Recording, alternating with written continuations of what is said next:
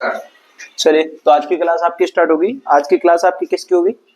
Polity की होगी। किसकी होगी? पॉलिटी की। ठीक है, तो इससे पहले हमने जो आपको काम कराया था वो क्या कराया था आपको? जो आपकी क्लास थी उससे पहले हमने आपको क्या पढ़ाया था? जैसे आपकी राजभाषा होती है उसके बारे में आपको पढ़ाया। ठीक है, जो आपकी राजभाषा उसके बारे में हम जान चुके थे। ठीक है, जो आपके मेंबर होते हैं, जो आपके किसके होते हैं, एससी और एसटी के जो आपके मेंबर्स थे वो भी हमने आपको बताया कि आपके एससी और एसटी के कितने मेंबर होते हैं, उनके बारे में बताया आपको। कि जो आपकी मेंबरशिप होती है यानी जो कमेटी होती है वो क्या होती है? जो वेलफेयर कमेटी के बारे में मैंने आपको बताया, उसमें आपके एक तो लोकसभा और एक राज्यसभा, ये दो पार्टियां होती हैं।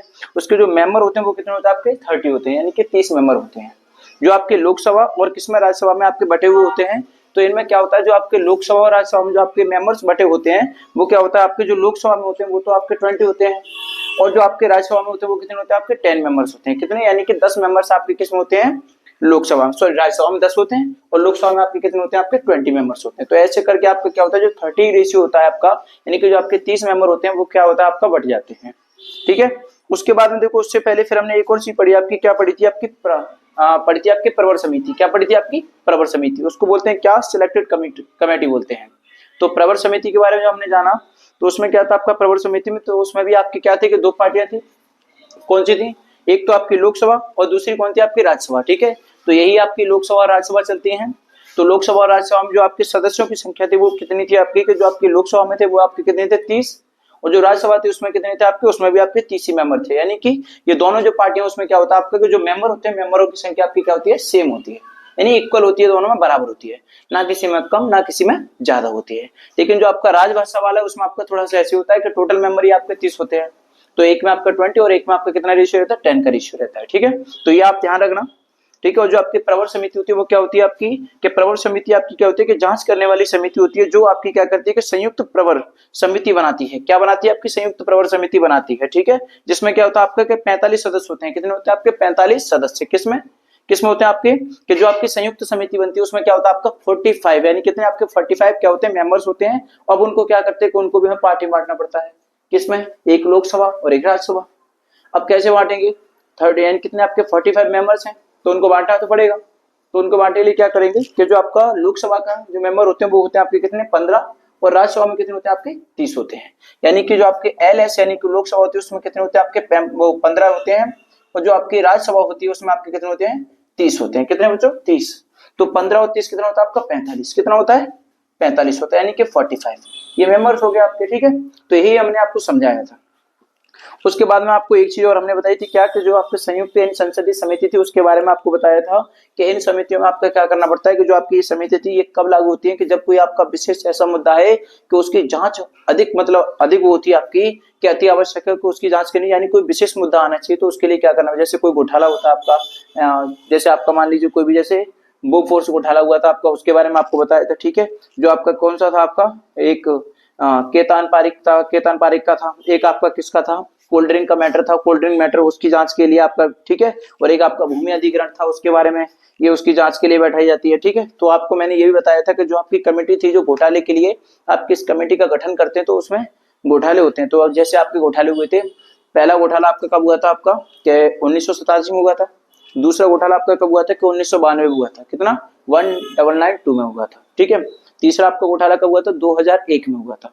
अगला घोटाला आपका कब हुआ? कि 2002 और 2003 के बीच एक घोटाला हुआ था आपका। ठीक है, उसके बाद आपका क्या कि 2011 में एक घोटाला हुआ, तब आपकी इस समिति का क्या हुआ? में आवश्यकता पड़ी इसकी। ठीक है, उसके बाद जो आपका घोटाला हुआ 2015 में हुआ, फिर आपका 2019 में, और एक और आपका कब हुआ था? 2019 में ही हुआ था। ठीक है, वो कौन सी थी आपकी? कि व्यक्तिगत डाटा संरक्षण के बारे में हुआ था, यानी कह सकते हैं क्या? पर्सनल डाटा प्रोटेक्शन के बारे में क्या हुआ? इसकी जांच के लिए इस कमेटी को क्या किया? इसका गठन किया गया, जिससे ये क्या कर रही थी आपकी कि समिति को हमें आवश्यकता पड़ी थी। ठीक है, और ये सारी समितियां मैं आपको लिखा चुका हूँ इससे पिछले वाली क्लास में, तो आप चाहिए पिछली क्लास में उससे देखिए और आप इन समितियों को जानिए, और कौन सा आपके घोटाले हैं उनको लिखिए और पढ़िए और समझिए। ठीक है, तो अब आपकी देखिए अगली क्लास चलेगी, वो किसकी चलेगी आपकी? कि ये वाली क्लास होगी आपकी किसकी? कि भारत सरकार की निधियां। क्या होगी आपकी? भारत सरकार की क्या आपकी निधियां हैं। अब भारत सरकार की निधियां हैं, वो कितनी निधियां होती है आपकी भारत सरकार की, वो जानते हैं। तो देखिए आइए जानते हैं निधियों के बारे में। देखिए, तो हम पढ़ेंगे क्या? Funds of the government of India. किसके बारे में? कि funds of the government of India, यानी कि भारत सरकार की निधियां।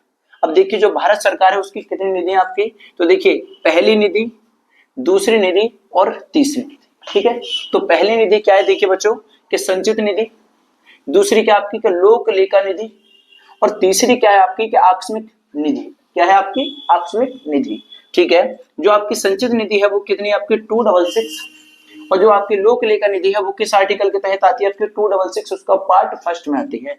और जो आपकी आकस्मिक निधि होती है वो किस में आती है आपकी, वो आती है आपकी किस में 267 में, यानी कि ये आपके 266 में आता है और ये आपको किस में आता है 267 में आता है। ठीक है, उसके बाद में देखिए बेटा हम देखते हैं क्या, ये देखते हैं अगली जो वो देखेंगे क्या है कि भारत सरकार की संचित निधि। क्या देखेंगे, भारत सरकार की संचित निधि।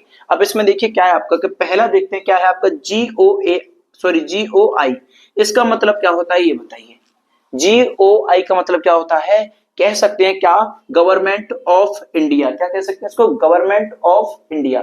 GOI का मतलब होता है आपका क्या, गवर्नमेंट ऑफ इंडिया। ठीक है, आगे देखिए का सभी प्रकार का पैसा संचित निधि में क्या होता है आपका जमा होता है, यानी कि सेव होता है। ठीक है, संचित निधि से पैसा निकालने के लिए संसदीय अनुमोदन की आवश्यकता होती है। क्या होता है कि जो आपकी गवर्नमेंट है यानी गवर्नमेंट ऑफ इंडिया का जो पैसा होता है, किसी भी प्रकार का पैसा हो तो सभी प्रकार के पैसे क्या होते हैं आपके कि पैसा संचित निधि में क्या होता है आपका जमा होता है। अगर मान लीजिए उस पैसे की हमें आवश्यकता पड़ेगी तो हमें क्या करना पड़ेगा कि संचित निधि से पैसे निकालने के लिए आपको क्या करना है कि संसदीय अनुमोदन की आवश्यकता होती है। उसके आगे देखिए क्या है आपका, यहाँ पे लिखा है हमने क्या कि इसको दो पार्ट में डिवाइड किया गया है। तो देखिए पहला पार्ट आपका ये रहा और दूसरा पार्ट आपका ये रहा।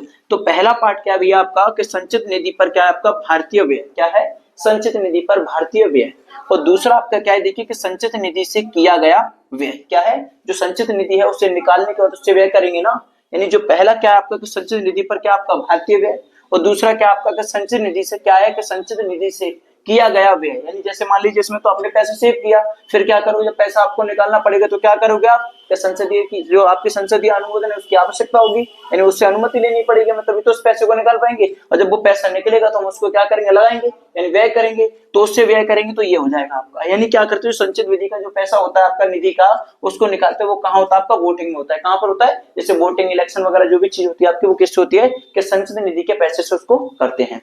तो देखिए वही यहाँ पे है संचित निधि पर क्या है आपका भारतीय व्यय, यानी क्या कह सकते हैं यहाँ पे कि वोटिंग रिक्वायर्ड होती है। क्या होती है वोटिंग रिक्वायर्ड। ठीक है, इधर क्या है कि संचित निधि से क्या है किया गया क्या है आपका व्यय, यानी किया गया खर्च भी कह सकते हो आप। तो ये क्या देखो वोटिंग और क्या आपकी रिक्वायर्ड, क्या है वोटिंग रिक्वायर्ड। ठीक है, अब देखिए आगे चलते हैं। आगे दिया आपको आर्टिकल 112, कितना आर्टिकल 112, इसमें दिया है क्या आपको प्रेसिडेंट यानी कि राष्ट्रपति। ठीक है, क्या है आपका PRES यानी शॉर्ट में आपका लिखा है ये क्या आपका प्रेस लिखे, इसे बोलते हैं प्रेसिडेंट। क्या है आपका प्रेसिडेंट सैलरी या पेंशन की बात कर रहे हैं। क्या कर रहे हैं कि जो आपका आर्टिकल 112 यानी कह सकते हो सो हिंदी में बोलोगे तो अनुच्छेद 112 में आपको साफ दिया क्या कि प्रेसिडेंट की सैलरी या पेंशन के बारे में बताया गया है। अब देखिए इसमें क्या आपका RS यानी इसका मतलब क्या होता है राज्यसभा सभापति या उपसभापति, लोकसभा अध्यक्ष या उपाध्यक्ष। ठीक है, सुप्रीम कोर्ट यानी SC का मतलब होता है आपका सुप्रीम कोर्ट जज पेंशन सैलरी, इसकी जो आपका सुप्रीम कोर्ट का जज होता है उसकी पेंशन या सैलरी के बारे में। फिर आपका देखिए HC यानी इसका मतलब होता है हाई कोर्ट, क्या होता है आपका हाई कोर्ट, हाई कोर्ट के जज पेंशन या सैलरी। और एक होता है आपका क्या कैग CAG सैलरी, जो कैग समिति होती है उसकी सैलरी कितनी होती है ये बताना। ठीक है, तो आर्टिकल 12 क्या बताता है आपको क्या प्रेसिडेंट की सैलरी और पेंशन बताता है, या आपके राज्यसभा के सभापति और उपसभापति की बताता है, या आपके लोकसभा के अध्यक्ष और उपाध्यक्ष के बारे में बताता है, या आपके क्या करता है कि सुप्रीम कोर्ट के जज की भी सैलरी या पेंशन बताता है, और आपके हाई कोर्ट के जज की पेंशन और सैलरी उसको भी बताता है। यानी कि आर्टिकल इसके अंतर आते हैं आपके आर्टिकल 112। ठीक है, आगे देखिए आगे क्या है आपका कि बजट की बात करें बजट, तो बजट में क्या होता है देखो भैया ये होता है आपका CFI। क्या होता है आपका CFI, यहाँ पे लिखा है पर ही पारित होता है। अब सबसे बड़ी बात है कि CFI होता क्या है। ठीक है, तो इसको आगे जानेंगे। देखिए अभी क्या है, अभी आप इतना जानिए क्या है आपका कि बजट CFI पर क्या होता है आपका पारित होता है। कौन सा जो बजट होगा वो किस पर पारित होगा आपका CFI पर क्या होगा आपका पारित होता है। ठीक है, आगे देखते हैं क्या आपका कि पब्लिक अकाउंट फंड, क्या है पब्लिक अकाउंट फंड, यानी कि पहला मैंने जो पढ़ा वो क्या पढ़ा आपका संचित निधि। संचित निधि में मैंने आपको बता दिया क्या होता है कि जो भी आपका गवर्नमेंट ऑफ इंडिया का पैसा होगा वो कहाँ होगा आपका संचित निधि में जमा होगा। उसके बाद में क्या होगा कि अगर उस पैसे की आवश्यकता मुझे पड़ेगी तो मैं क्या करूंगा, उस पैसे की आवश्यकता जब मुझे पड़ेगी तो मैं क्या कर सकता हूँ उसको कि पहले मुझे क्या करना है जो संसदीय उसकी अनुमति लेनी पड़ेगी, और उसकी अनुमति के बिना मैं उस पैसे को नहीं निकाल सकता। जब मुझे उसकी अनुमति मिलेगी तो मैं उस पैसे को क्या करूँ, जो जमा हुआ पैसा है मैं उसको निकालूंगा, और निकालने के बाद क्या करूंगा, जो मेरे इलेक्शन का समय होता है, जो वोटिंग होता है, वोटिंग की रिक्वायर्ड होती है, उसको क्या करेंगे, उस रिक्वायर्ड को पूरा करेंगे। उसके बाद मैंने आपको बता ही दिया कि आपकी जो प्रेसिडेंट की सैलरी वगैरह होती है, जो आपकी सुप्रीम कोर्ट की सैलरी होती है, जो आपके हाई कोर्ट की जज की सैलरी होती है, जो भी होता है आपका, वो सब इसके अंदर आता है। किसके अंदर, कि अनुच्छेद 112 के अंदर। ठीक है, बजट के बारे में मैंने आपसे बात की, तो बजट हमारा जो पारित होता है वो किस पर पारित होता है आपका, कि CFI पर क्या होता है आपका, बजट पारित होता है। ठीक है, ये भी मैंने देखा, तो मैंने क्या पढ़ा आपका, कि पहली वाली निधि को यानी पहले पॉइंट को मैंने क्या कर लिया आपका, कि क्लियर किया। अगला पॉइंट देखो हमारा क्या है, कि मैंने इसको देखा क्या है, लोक लेखा निधि। अब लोक लेखा निधि को हम क्या बोलते हैं, पब्लिक अकाउंट फंड बोलते हैं। क्या बोलते हैं हम, पब्लिक अकाउंट फंड बोलते हैं। तो देखो यहीं पर हम आते हैं दूसरी, इसको नंबर 2 दे दीजिए जिससे आपको याद रहे।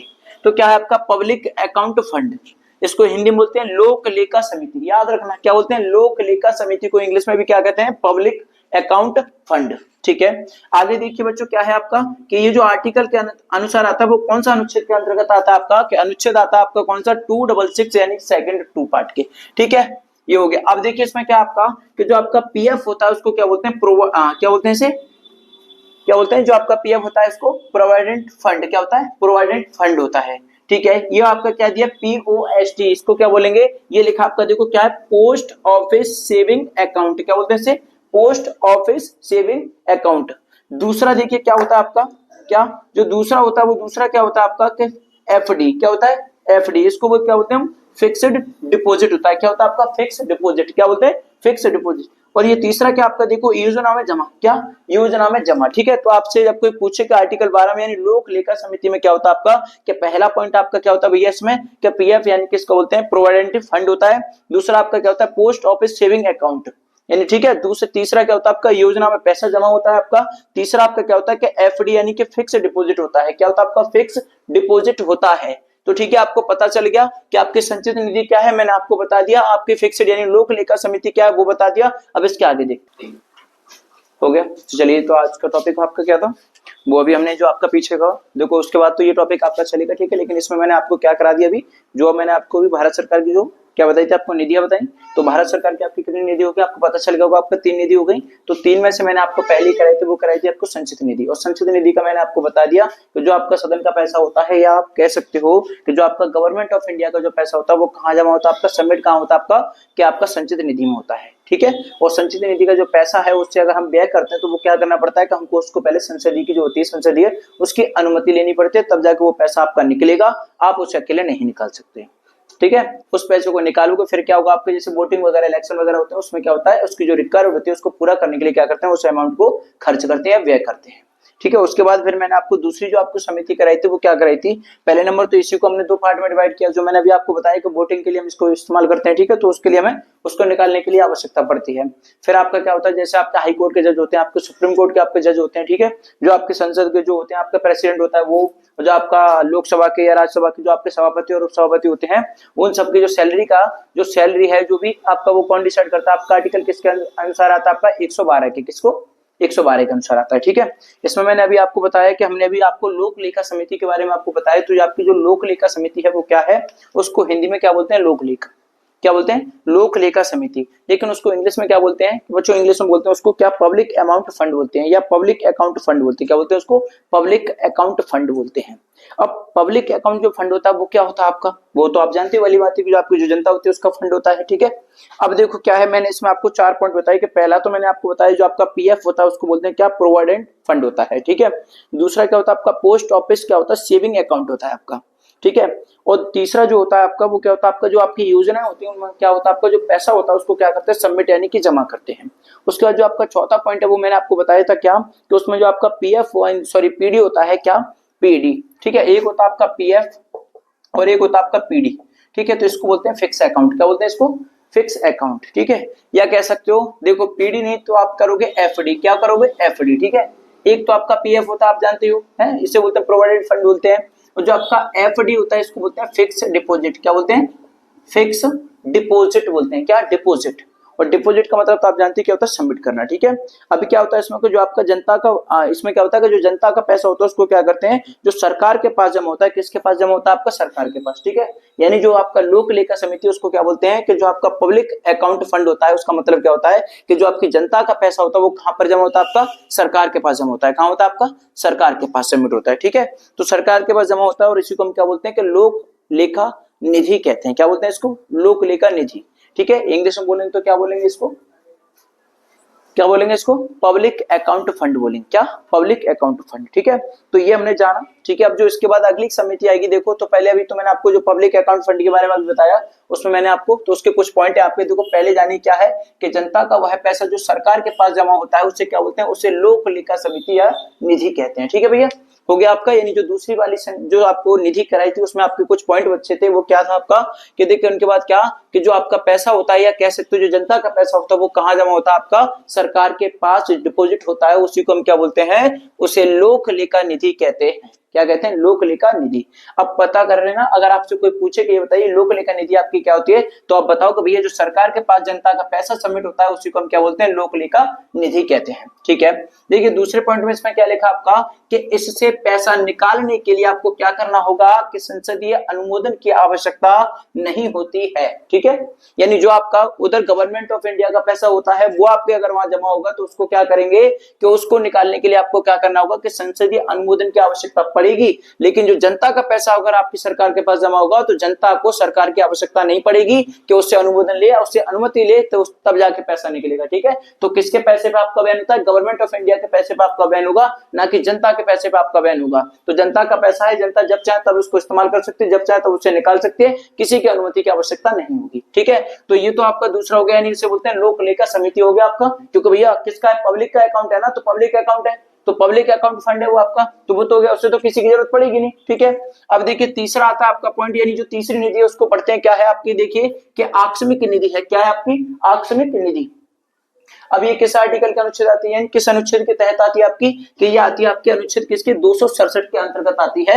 अब देखते हैं इसमें क्या है। ठीक है, आपकी पहली आपकी जो निधि थी वो क्लियर हो गई आपकी, सेकंड निधि में आपको बता चुका हूं, सेकंड निधि भी आपकी पता चल गई। ठीक है, अब देखिए तीसरी निधि आपकी जो उसके बारे में जानते हैं। पहला पॉइंट क्या है आपका कि किसी भी आकस्मिक परिस्थिति से निपटने के लिए, किसी आपदा से निपटने के लिए मानव आपदा क्या होता है, कॉमा मानव आपदा, इसका मतलब क्या होगा आपका, टेररिज्म, अर्थक्वेक या आपका फ्लड या आपका कोविड ईटीसी, यानी बहुत सारी ऐसी आती है, तो उसके लिए क्या करते हैं, तभी तो कह रहे हैं ये आकस्मिक निधि का मतलब होता है कि अचानक से कोई भी चीज उत्पन्न हो जाए या कोई परिस्थिति ऐसी उत्पन्न हो जाती है उसको हम क्या बोलते हैं, आकस्मिक निधि कहते हैं। जैसे यहाँ बताया गया है कि किसी भी आकस्मिक परिस्थिति से क्या निपटने के लिए या किसी आपदा से निपटने के लिए कॉमा मानव आपदा जैसे आ जाती है, तो जैसे आपको मैंने बताया, जैसे इसमें क्या दिया चुका एग्जाम्पल के तौर पे, जैसे टेररिज्म है, अर्थक्वेक है, आपका फ्लड है या आपका कोविड है, ईटीसी से बहुत सारी ऐसी आपदाएं हैं जो क्या होता है अचानक से आती हैं, तो उनसे निपटने के लिए हमें क्या करना पड़ता है कि आकस्मिक निधि का क्या करते हैं, उसका प्रयोग करते हैं। किसका प्रयोग, अगर कोई आपसे पूछे कि बताइए जो आपकी आपदाएं आती हैं, जो अचानक से जो आपकी आपदाएं आ जाती हैं उनसे निपटने के लिए कौन सी निधि होती है आपकी, तो उससे बोलेंगे कौन सी, आकस्मिक निधि। क्या बोलते हैं, आकस्मिक निधि। देखिए दूसरा पॉइंट देखते हैं भैया इसमें बच्चों, देखिए क्या है आपका कि वर्तमान में इसकी राशि कितनी थी आपकी, 30,000 करोड़ रुपए है। कितनी है, 30,000 करोड़ रुपए है। इससे पैसा राष्ट्रपति निकालते हैं। ठीक है, जैसे आपने देखा हो कभी कभी अपने देश में कोई आपदा आती है, जैसे मान लो कोविड की परिस्थिति अपनी आई थी, तो फिर राष्ट्रपति ने क्या किया था, वैक्सीन बनवाई थी। ठीक है, जो भी मतलब उन्होंने जो भी आपके प्रावधान किए, जैसे कोविड हॉस्पिटल वगैरह ये सारी व्यवस्था की, तो कहां से की होगी, तो पैसा तो निकाला होगा ना, तो पैसा निकाला होगा तो वो कहां से निकाला होगा, आप इसी का तो इस्तेमाल करते हैं। यानी आपकी नीति होती है, सरकार के पास भी आपके ऐसे ऑप्शन होते हैं कि जब कोई आपदा आपके देश में आती है या आपके राज्य में कोई आपदा आती है, तो उसके लिए क्या करना पड़ता है कि इन निधियों का प्रयोग करते हैं। तो लेकिन इस निधि का जो प्रयोग करते हैं वो कौन कर सकते हैं, आपके राष्ट्रपति करेंगे। कौन करेगा, राष्ट्रपति करेगा। तो जो आपकी वर्तमान में जो इसकी राशि है वो कितनी है आपकी, 30,000 करोड़ रुपए है। कितनी है, 30,000 करोड़ रुपए है, करोड़, ठीक है। अब इसमें क्या होगा कि जैसे आपके देश में या आपके कहीं भी कोई भी आपदा अगर उत्पन्न होती है, जैसे बाढ़ की समस्या होती है, या मान लो कोई टेररिज्म हो जाता है, कोई हमला हो जाता है, या कोविड की आ जाती है, या कोई सी भुखमरी हो जाए, कुछ भी हो जाएगा, तो उसके लिए क्या करेंगे कि जो आपकी वर्तमान में जो राशि है 30,000 करोड़ है, उसका क्या करेंगे, उसका इस्तेमाल करेंगे। लेकिन उस पैसे को निकालेगा कौन आपका, उस पैसे को कौन निकालेगा, आपका राष्ट्रपति निकालेगा। या साफ साफ लिखा है देखिए कि वर्तमान में इसकी जो राशि थी 30,000 करोड़ रुपए है, इससे पैसा निकालने, यानी इससे पैसा राष्ट्रपति निकालते हैं, ना कि और कोई निकालेगा, ठीक है। अगला क्या है देखिए कि पैसा निकालने से पहले संसदीय अनुमोदन की आवश्यकता नहीं होती है। अगर मान लो आपके देश में आपके अगर कोई आपदा है, तो उसके लिए क्या करेगा, राष्ट्रपति आपसे किसी की अनुमति नहीं लेगा, ना कि संसदीय अनुमोदन की आवश्यकता पड़ेगी। वो क्या करेंगे, उन्हें पैसा निकालना है, आपदा हुई है तो उसको निपटने के लिए क्या करेंगे, उस पैसे को निकालेंगे, ना कि संसदीय अनुमोदन की आवश्यकता होगी, ठीक है। तो ऐसा नहीं होगा, वो आपका पहले था लेकिन यहां नहीं होगा। ओके, आगे देखिए क्या है आपका, परंतु पैसा निकालने के बाद संसदीय अनुमोदन की आवश्यकता है। यानी जब पैसा निकालेंगे, आपदा कोई आई तो पैसा निकालें, तो उसको संसद की जो आपकी संसदीय अनुमोदन की आवश्यकता नहीं होगी, लेकिन पैसा निकालने के बाद में क्या होगा, आपको जो संसदीय अनुमोदन की है उसे आवश्यकता होगी, ठीक है। तो आपका क्लियर हो गया, तो समझ गए होंगे जो तीसरी वाला पॉइंट है, आप समझ गए इस तरीके से। अब तो कोई समस्या नहीं होगी आपको, तो समझ गए होंगे। यानी आर्टिकल किसमें आता है आपका, 267 में, किसमें, 267 में आता है, ठीक है। ये क्या होता है आपका, जैसे अचानक आपकी कोई आपदा आती है या कोई आपकी परिस्थिति ऐसी घटना घट जाती है जिसको हमने कभी सोचा ना हो, तभी तो बोलते हैं उसको आकस्मिक निधि। तो फिर क्या होता है कि आकस्मिक निधि का आपका प्रयोग किया जाता है। तो उसमें क्या होता है, जैसे मान लो कोई भी समस्या आपकी उत्पन्न हो जाती है, तो उससे क्या करते हैं, उससे निपटने के लिए हम क्या करते हैं, इससे पैसा लेते हैं, क्या करते हैं, पैसा निकालते हैं। और इस पैसे को निकालता कौन है, आपका राष्ट्रपति निकालता है। कौन निकालता है, आपका राष्ट्रपति निकालता है। याद रखना, जब कोई आपदा आती है तो उसके किसका प्रयोग करते हैं, इस निधि का प्रयोग करते हैं। इस निधि से पैसा निकालने वाला कौन था, आपका राष्ट्रपति होता है। और राष्ट्रपति जब इस पैसे को निकालेगा तो क्या करेगा, उसे किसकी संसदीय अनुमोदन की आवश्यकता नहीं होगी, लेकिन जब वो पैसा निकाल लेता है तब जाकर उसको राष्ट्रीय जो आपकी संसदीय होता है उसके अनुमोदन की आवश्यकता होती है, ना कि उससे पहले होगी। और जो इसका बजट है वो कितना है कि राशि आपकी 30,000 करोड़, कितनी, 30,000 करोड़ रुपए है। इसमें से वो जो भी चाहे, जैसे देश में जो भी आपदा उत्पन्न होगी तो इसमें से जितना चाहे उतना पैसा ले सकता है, वो भी राष्ट्रपति लेगा, ठीक है। आगे देखिए क्या भैया कि इसकी देखभाल कौन करता है, आपका GOI, इसका मतलब गवर्नमेंट ऑफ इंडिया का वित्त सचिव करता है। कौन करता है, वित्त सचिव करता है। तो अगर आपसे कोई पूछे कि भैया हमें ये बताइए जो आपदाएं वगैरह आती हैं जो भी ये देख रेख करता है तो कौन करता है, तो यहाँ लिखा आपका कि देख रेख जो भी करेगा वो कौन करेगा, आपका गवर्नमेंट ऑफ इंडिया का वित्त सचिव करेगा। यानी जो वित्त का मतलब होता है पैसा, क्या, पैसा, पैसे वाला है। तो क्या है आपका जो देखभाल करेगा वो कौन करेगा, आपका गवर्नमेंट ऑफ इंडिया का वित्त सचिव इसकी क्या करता है, देख रेख करता है। क्या करता है, देख रेख करता है। तो देखिए कैसे, एक तो आपका स्थगन, दूसरा आपका क्या होता है, सत्रवास, क्या होता है, सत्रवासन, है ना, सत्र क्या होता है आपका, सत्रवासन। और तीसरा क्या होता है भैया, भंग करना। क्या होता है, भंग करना। जानते होंगे ना भंग करना क्या होता है। अब देखो पढ़ते हैं क्या आपका स्थगन में क्या होता है। देखिए कि स्थगन में होता है कि सदन के एक दिन, क्या, सदन के एक दिन की कार्यवाही को स्थगित कर देना स्थगन कहलाता है। क्या होता है, अगर कोई आपसे पूछे कि हमें ये बताइए जो स्थगन होता है वो क्या होता है, आपका जो आपका एडजर्न होता है वो क्या होता है, यानी स्थगन। स्थगन का मतलब क्या होता है कि जो आपके सदन की एक दिन की जो कार्यवाही होती है उसको स्थगित करने का मतलब है उसको रद्द करना, ठीक है। और वो क्या कहलाता है, आपका स्थगन कहलाता है। क्या कहलाता है, स्थगन कहलाता है, ठीक है। आगे देखिए इसी में क्या है कि सदन का अध्यक्ष, क्या, सदन का अध्यक्ष मतलब कि क्या है आपका साइन डाई, क्या, साइन डाई। अब साइन डाई क्या करता है कि अनिश्चित काल के, क्या, अनिश्चित काल के लिए सदन को स्थगित करना। क्या, जो अनिश्चित काल होता है उसके लिए सदन को क्या करना है, स्थगन करना। कौन कर सकता है उसको, क्या, के कौन कर सकता है उसे, देखिए सदन का अध्यक्ष कर सकता है। कौन कर सकता है, सदन का अध्यक्ष। उसे क्या बोलते हैं, साइन डाई। क्या बोलते हैं, साइन डाई। और ये क्या कर सकते हैं, अनिश्चित काल की, जानते हो अनिश्चित काल का मतलब होता है लंबे समय के लिए, ठीक है। तो अनिश्चित काल तक या अनिश्चित काल के लिए सदन को क्या कर सकते हैं, स्थगन कर सकते हैं, यानी कि रोक सकते हैं या रद्द कर सकते हैं, ठीक है। उसके बाद देखिए इसमें दूसरे में क्या आपका सत्रवासन, क्या होता है आपका सत्रवासन। क्या है सत्रवासन, क्या है देखिए कि प्रेसिडेंट है आपका, क्या है, प्रेसिडेंट सदन के सत्र को बुलाते हैं और राष्ट्रपति ही सत्र को क्या करते हैं, समाप्त करते हैं। कौन है आपके, कि जो आपके प्रेसिडेंट है वो क्या करते हैं कि सदन को, यानी सदन के सत्र को बुलाते हैं। जो सदन के सत्र हैं उनको क्या करते हैं, बुलाते हैं। और राष्ट्रपति ही क्या करते हैं भैया, आपके सत्र को समाप्त कर देते हैं। क्या करते हैं, सत्र को समाप्त कर देते हैं, यानी यही बुलाते हैं और यही इसको क्या करते हैं, इसको समाप्त कर देते हैं, ठीक है। समाप्त करते हैं, ठीक है। समाप्त करने को क्या बोलते हैं भैया, हम क्या बोलते हैं इसको, सत्रावसान। क्या बोलते हैं, सत्रावसान कहते हैं। क्या बोलते हैं, सत्रावसान कहते हैं। इसका मतलब क्या होता है आपका, ये क्या आपका अछूत, जानते हो ना क्या होता है अछूत का मतलब, अछूत है जैसे पहले आपकी पूछ सकते थे कि भैया ये नीची जाति का ये वो ऐसे छूना नहीं, ऐसे ये नहीं करना, तो अछूत लोगों को ऐसे करके हैं। तो ये क्या आपका देखिए सत्र, क्या है सत्र बुलाना, क्या है सत्र बुलाना। जो अछूत होते हैं उनको भी क्या करना होता है सत्र बुलाना। और ये आर्टिकल कौन सा आपको अनुमति देता है कि आपका आर्टिकल जो 85 होता है वो आपको अनुमति देता है कि जो भी होगा आपको उनको किस आर्टिकल के तहत बुलाओगे, कि आर्टिकल 85 कहता है कि जो आपके सत्र में बुलाने के अधिकारी हैं वो कौन, जो आपकी अछूत जाति होती है उसको क्या कर सकते हैं सत्र में बुला सकते हैं। लेकिन आर्टिकल कौन देता है आपको अनुमति, आर्टिकल 85 आपको अनुमति देता है कि जो अछूत है उनको बुलाना है। ठीक है, कहां बुलाना है, सत्र में बुला सकते हो। ठीक है, आगे देखिए भैया, आगे क्या आपका भंग करना, भंग करने का मतलब होता है, ठीक है, भंग करना क्या देखिए कि राष्ट्रपति यानी कि लोकसभा, क्या राष्ट्रपति मतलब यानी लोकसभा, एलएस का मतलब क्या होता है आपका लोकसभा होता है। तो राष्ट्रपति लोकसभा को क्या कर सकता है आपका भंग कर सकता है। और किस आर्टिकल के तहत इसे भंग कर सकता है कि आर्टिकल 86 के, किसके, आर्टिकल 86 क्या कर सकता है, यानी राष्ट्रपति लोकसभा को भंग कर सकता है। लेकिन किस आर्टिकल के तहत कर सकता है आपका, कि आर्टिकल 86 यानी कि 8 और 6, ठीक है, 86 के तहत क्या कर सकता है, इसको भंग कर सकता है। ओके, अगला देखिए क्या आपका अगला पॉइंट आपका कि लोकसभा क्या है आपका, लोकसभा का कार्यकाल पूरा। ठीक है, लोकसभा का कार्यकाल क्या पूरा। दूसरा पॉइंट क्या है कि बहुमत ना होने पर पीएम की सलाह पर, यानी जो आपका लोकसभा का जो कार्यकाल है वो क्या होगा कि बहुमत ना होने पर क्या करेगा, पीएम की सलाह पर क्या हो सकता है वो पूरा हो सकता है। ठीक है, किसका जो आपका लोकसभा का कार्यकाल है वो पूरा हो सकता है बहुमत ना होने पर, लेकिन किसकी सलाह पर, पीएम की सलाह पर हो सकता है, किसकी, पीएम की सलाह पर हो सकता है। हो गया। अब देखिए इसके आगे क्या है आपका कि यहाँ पे मैंने लिखा आपका MPLAD, क्या लिखा आपका MPLAD। अब बताइए इसका मतलब क्या होता है, देखो यहाँ लिखा है M फॉर क्या होता है आपका मेंबर, ठीक है, मेंबर ऑफ लिखा है, P फॉर क्या होता है आपका पार्लियामेंट, L फॉर क्या होता है आपका लोकल, A फॉर क्या होता है आपका एरिया, D फॉर क्या होता है आपका डेवलपमेंट। ठीक है, और ये क्या है आपकी स्कीम है, क्या है स्कीम। तो इसको क्या बोलेंगे, member of parliament local area development scheme.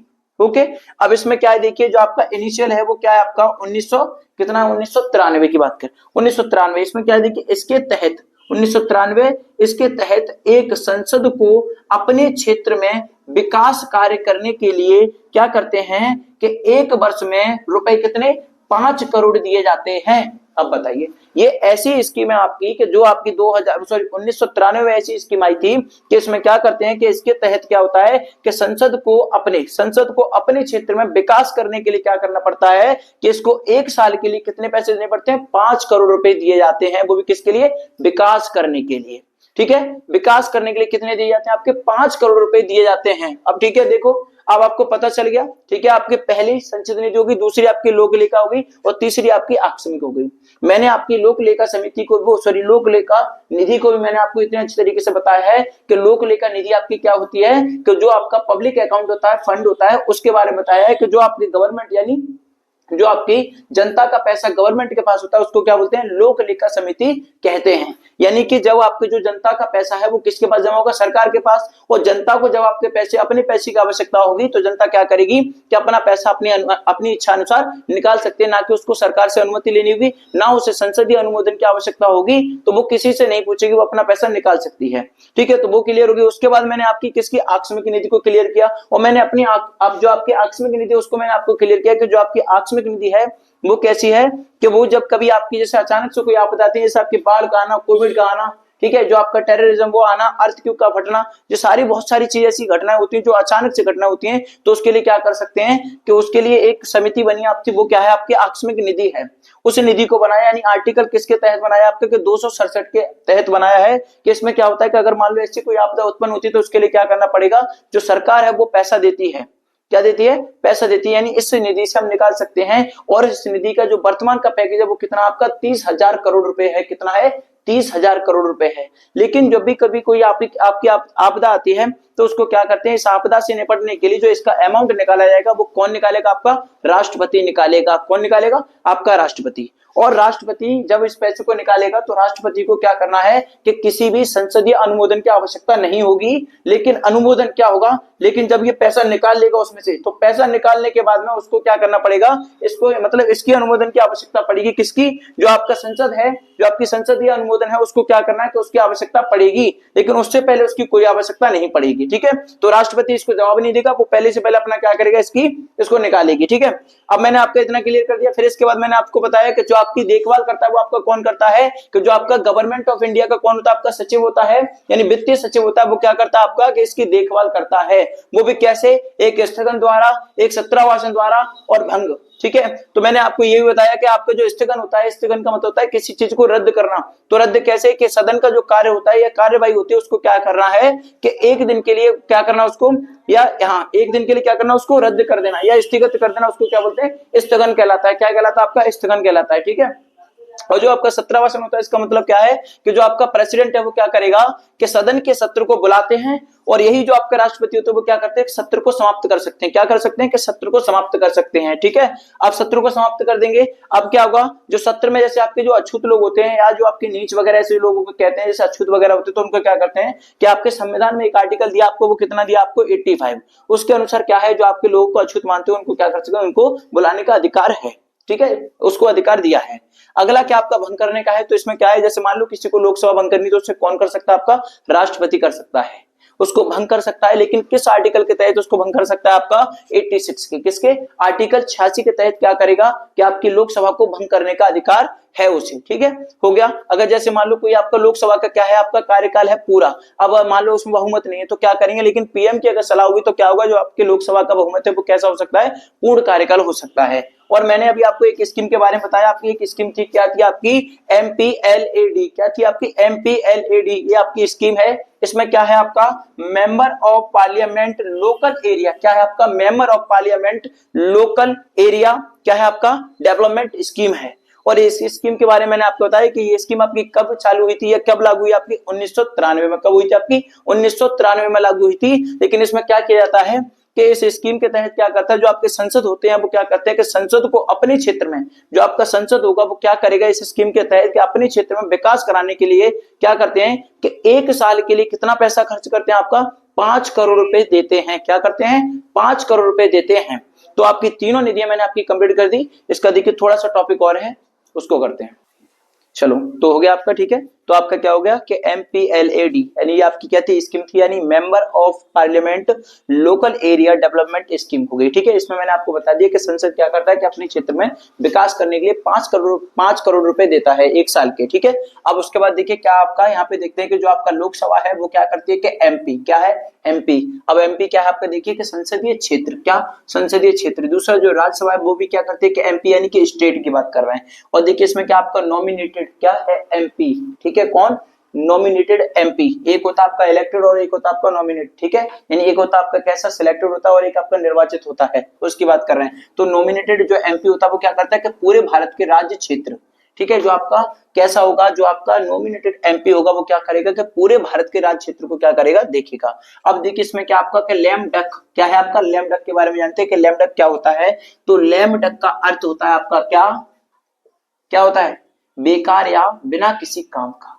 ठीक है भैया, किसकी बात कर रहे हैं, जो आपका लैम डक होता है, लैम डक का मतलब क्या होता है कि लैम डक का अर्थ होता है कि बेकार या बिना किसी काम का, जो किसी काम का ना हो उसको क्या बोलते हैं, हम लैम डक बोलते हैं। क्या बोलते हैं, लैम डक बोलते हैं।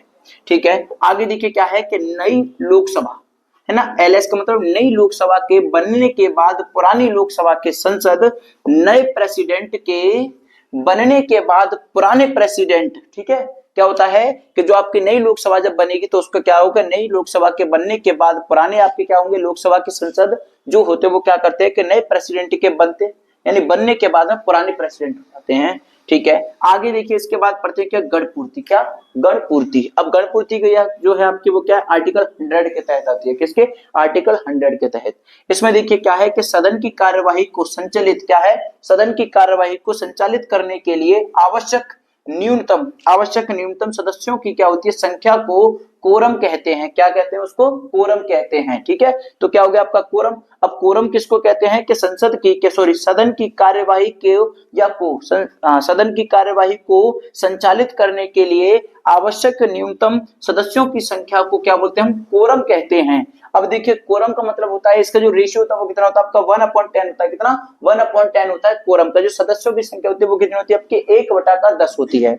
ठीक है। इसमें क्या होता है, देखो लोकसभा का आपका कोरम होता है, उसमें कितने होते हैं आपके, के 55 होते हैं मेंबर्स, और जो आपका रोज राज्यसभा का जो कोरम होता है उसका कितना होता है आपका 25 होता है। कितना होता है 25। तो ध्यान रखना कि जो आपका डक होता है, यानी लैम डक का मतलब क्या होगा, आपको मैंने बता दी कि जो आपका लैम डक है उसका अर्थ क्या होता है आपका, कि बिना किसी काम का, यानी कि ऐसा व्यक्ति या ऐसा मेंबर जो किसी काम का नहीं, उसे क्या बोलते हैं, लैम डक बोलते हैं। अगला क्या है आपका, कि नई लोकसभा के जब सदस्य होते हैं, जब आपका नया प्रेसिडेंट बन जाता है, यानी कि राष्ट्रपति बन जाता है, तो उसका, और उसके बाद क्या होता है कि नए प्रेसिडेंट के बनने के बाद में क्या होता है, पुराने प्रेसिडेंट को छोड़ देते हैं। ठीक है, उसके बाद ये आपका क्लियर हो गया, अब तो कुछ नहीं बचा। ठीक है बच्चों, अब आपको क्या करना है कि हर एक सब्जेक्ट को अच्छी तरह से पढ़ना है। मैंने आपको तीनों निधियां बताई आपकी, ठीक है, पहली, दूसरी, तीसरी। अब मैंने आपको बताया कि गवर्नमेंट आपका कैसे कार्य करती है, तो हर एक गवर्नमेंट की हर एक चीज पर आपको नजर रखनी है। जब आप कोई भी क्वेश्चन करते हैं, जैसे आपके जीएस वगैरह के जो भी क्वेश्चन है, सारे के सारे क्वेश्चन यहीं से बनकर आते हैं, और ये आपके लिए बहुत बेस्ट टॉपिक है आपके। तो ये आपको पूरी की पूरी निधियां कंप्लीट करनी है। ठीक है, आपको पता होना चाहिए कि आपके देश में कौन सी निधियां हैं। तो हर एक निधि को आपको क्या करना है, अच्छी तरह से रीड करना है, रिवाइज करना है और पढ़िए। अगर कोई चीज आप पे नहीं आती तो उसको कम से कम इतनी बार पढ़िए कि वो आपको रट जाए, क्योंकि जब याद नहीं होती है तो ध्यान रखना। ठीक है, यानी एक चीज को 10 बार नहीं 20 बार करिए, 20 बार नहीं 30 बार करिए, तो वो ऐसी हो जाएगी आपको रट जाएगी।